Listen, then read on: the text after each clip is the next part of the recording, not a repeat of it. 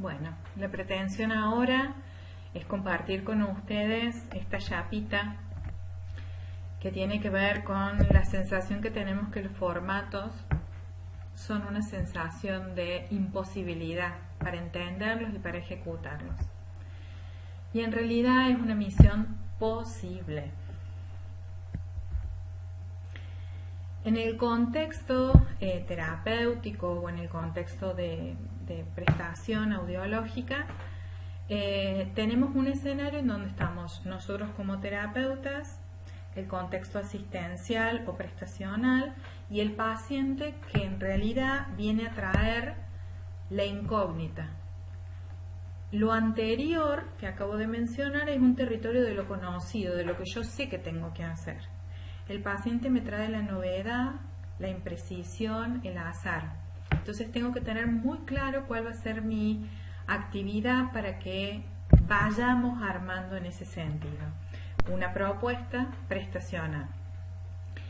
En este caso, el contexto de la prestación tiene más o menos estos elementos: un procedimiento que incluye una actividad que está compuesta por microtareas que tiene que desarrollar o el paciente o nosotros, una consigna, recursos, estrategias que nos ponen en el lugar de la planificación de una tarea o una actividad que implementar, funciones que ponen en juego en ese procedimiento determinadas habilidades del individuo y cuáles excluyo, tiempos de duración de cada uno de los pasos para cumplir el procedimiento y los contenidos, que a veces es lo que se interpreta como lo que se hizo, ¿no? En cuanto a la actividad, tenemos como dos actividades, lo que hablábamos antes, un formato abierto y un formato cerrado. En cada uno de ellos está definida las posibilidades de respuesta del sujeto, lo que yo espero del paciente, lo que yo espero del usuario del servicio que yo estoy prestando. Entonces, en algún sentido, estos formatos nos posibilitan construir un territorio en donde las respuestas del paciente las podemos anticipar lo más que se pueda, como para ver, establecer niveles de participación y niveles de performance o rendimiento. La actividad, por ejemplo, que voy a proponer en este caso, ya la voy a plantear como un formato cerrado. Voy a plantear una actividad que es discriminar sonidos que escucho, en el caso del paciente. Voy a señalar la imagen a la que corresponde cada sonido que el paciente oyó, y el señalar va a ser la manera en que el paciente me va a responder. Es decir, voy a buscar que para esta actividad, que va a incluir un input auditivo, el paciente responda en forma motriz. Lo puedo hacer en forma explícita y decirle: ¿qué escuchas? O puedo hacer el señalamiento, o puedo ofrecer la información e ir esperando de la respuesta del paciente. Esas son las alternativas que tengo cuando tengo un paciente, por ejemplo, con el feedback auditivo que quizás no sea el que yo estoy buscando. Los recursos que voy a establecer en este caso, voy a establecer cuál va a ser mi marcador, cuál va a ser el disparador de la respuesta, que va a ser motriz, y voy a elegir si voy a usar sonidos no verbales o sonidos verbales. Las estrategias que voy a tener, voy a buscar qué respuesta va a ser para mí un hecho o una evidencia. Y voy a ver cuál es la direccionalidad de la actividad, si voy a usar distractores, si no. Y para eso voy a tomar algunas decisiones y voy a empezar a operar en esta aduana que tenemos los profesionales para poner en juego esta actividad, ¿sí? voy a decidir que voy a estar de frente al paciente. Entonces voy a ofrecerle el disparador, que va a ser un sonido que voy a producir con mi boca, que va a ser un sonido fonético, que van a estar predeterminados a 0 grados ácimos. Es decir, yo voy a estar de frente al paciente, ¿sí? A 1 metro de distancia. No voy a usar ni auriculares para el paciente, ni micrófono para mí. Voy a ofrecerlo en lo cotidiano, digamos. Voy a usar sonidos fonéticos que son propios a un test definido y lo voy a usar, yo voy a disparar el sonido y el paciente va a tener que señalar figuras que va a tener sobre el escritorio, frente a mí y frente a él. No voy a usar sonidos cotidianos, no voy a usar onomatopeyas, no voy a usar sílabas y no voy a usar palabras.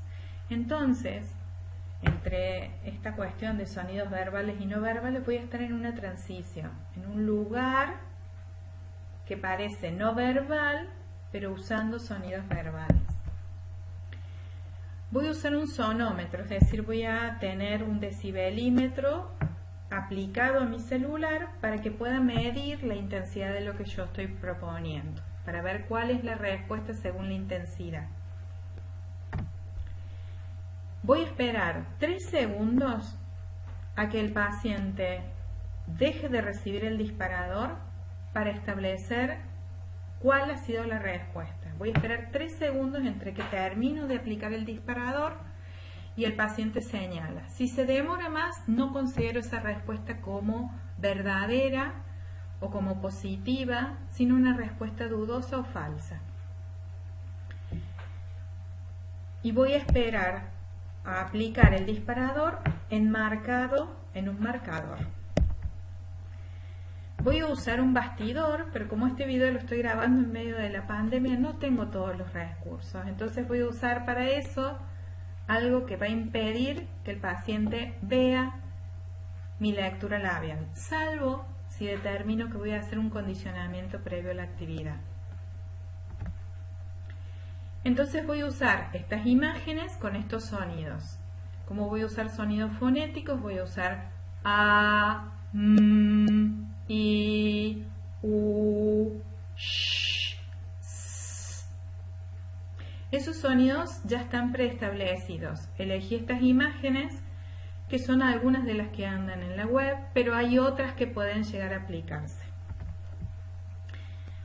También estos sonidos están representados en el audiograma. Por lo tanto, me voy a dar cuenta en cómo están compuestos estos sonidos según un espectro frecuencial. Y si a eso le sumo que voy a estar proponiendo los sonidos con un registro de los niveles de presión sonora, los decibeles que estoy usando, me va a dar otra opción. Voy a tener 2 parámetros de medición que están ajenos a mi persona y que me ayudan a controlar el disparador o la medición de ese estímulo. Cuando el sujeto o el paciente aparee positivamente las respuestas, es decir, el sonido con la imagen, lo voy a considerar una respuesta positiva si entra en los 3 segundos posteriores a haber enviado el disparador. Si no aparea bien la imagen y el sonido, voy a considerar respuesta negativa y voy a considerar dudoso cuando el tiempo entre el disparador y la respuesta sea mayor a los 3 segundos. Como vemos, hay una ubicación en cuanto a la carga frecuencial de cada uno de estos sonidos en el audiograma. Recordemos, el audiograma es una gráfica que involucra, por un lado, los niveles de presión sonora y por el otro lado, las frecuencias. Para resolverlo voy a esperar que el paciente solo incluya lo auditivo. No le voy a dar claves visuales, ¿sí? Lo único que le voy a ofrecer es mi mirada. Voy a intentar que resuelva sin acoples ni visuales ni lingüísticos y tampoco cognitivos. Por lo tanto, yo tampoco voy a estar en el anterior mirando el sonido que voy a estar pronunciando para no indicarle al paciente el sonido que estoy produciendo escondido a su imagen, a su visual, perdón. Va a haber un tiempo en cuanto a cómo voy a disponer el tiempo del marcador y el tiempo del disparador.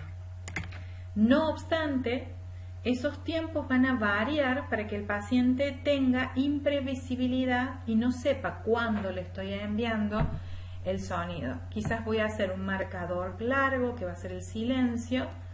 Voy a hacer un disparador pequeño. Voy a hacer un marcador más pequeño y voy a poner otro disparador rápido. O puedo hacer marcador pequeño, disparador, marcador pequeño, disparador, pero voy a intentar darle azar para que el otro no se condicione en la respuesta. Le voy a plantear en algún punto en toda esta actividad qué suena ahora.